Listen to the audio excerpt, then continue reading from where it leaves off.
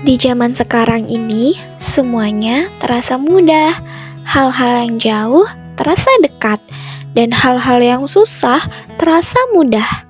Mulai dari belanja, berpergian ke antar negara, dan mendengarkan berita dari mana aja, semua itu terasa mudah karena teknologi. Nah, teknologi ini mempengaruhi terjadinya globalisasi.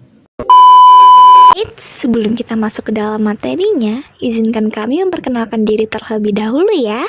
Perkenalkan, nama saya Nurmala. Halo guys, perkenalkan saya Siti Fatimah. Perkenalkan, nama saya Gunawan Syahputra. Yuk kita masuk ke pembahasannya. Check it out. Pasti saat kita duduk di bangku sekolah SD, SMP, dan SMA, kita seringkali kan mendengar kata globalisasi. Namun, kebanyakan dari kita belum paham nih, apa itu globalisasi. Tanpa kita sadari, ternyata banyak barang-barang di sekitar kita yang berasal dari luar negeri. Nah, pertanyaannya, kok bisa sih barang-barang tersebut sampai di negara kita? Ya, dengan kemajuan teknologi, informasi, dan alat transportasi, barang-barang dari luar negeri bisa dikirim dan sampai ke negara kita. Hal itulah yang memicu terjadinya globalisasi. Globalisasi berasal dari istilah global yang artinya dunia. Globalisasi dapat diartikan sebagai proses perubahan yang terjadi pada masyarakat di seluruh dunia. Hal itu yang ditandai dengan batas-batas geografis informasi, barang, dan jasa akibat perkembangan teknologi. Globalisasi juga dapat diartikan sebagai proses di mana semua produk di dunia ini bisa saling terhubung, bertukar segala sesuatu tanpa terikat batas wilayah dan kebangsaan proses mendunia. Globalisasi ini bisa dipengaruhi oleh beberapa faktor pendorong dan faktor penghambat. Dalam faktor pendorong, yang pertama ada kemajuan iptek, ilmu pengetahuan dan teknologi. Dengan adanya teknologi, semua aspek kehidupan di dunia akan berubah. Yang dulunya berkomunikasi dengan manual, dengan surat, sekarang dengan teknologi menciptakan handphone yang memudahkan komunikasi. Sekarang dengan teknologi bisa mempersingkat waktu dan mempersempit ruang. Kedua, ada kemajuan dalam transportasi.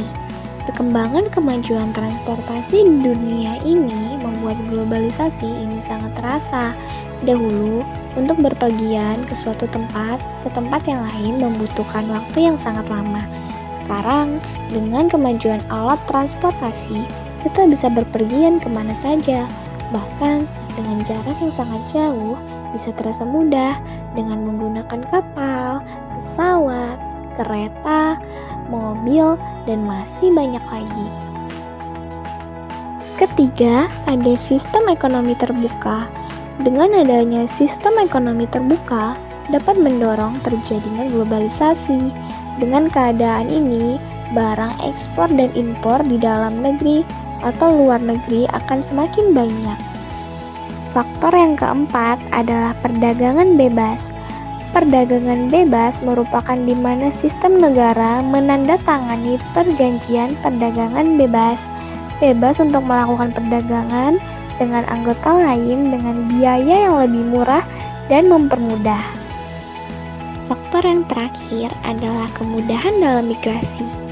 Saat ini banyak orang-orang yang melakukan migrasi dengan berpindah dari tempat ke satu ke tempat yang lain dengan berbagai keperluan seperti bekerja, berpariwisata, dan banyak keperluan lainnya.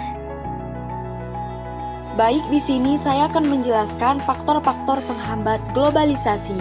Yang pertama, kurangnya hubungan dengan masyarakat lain.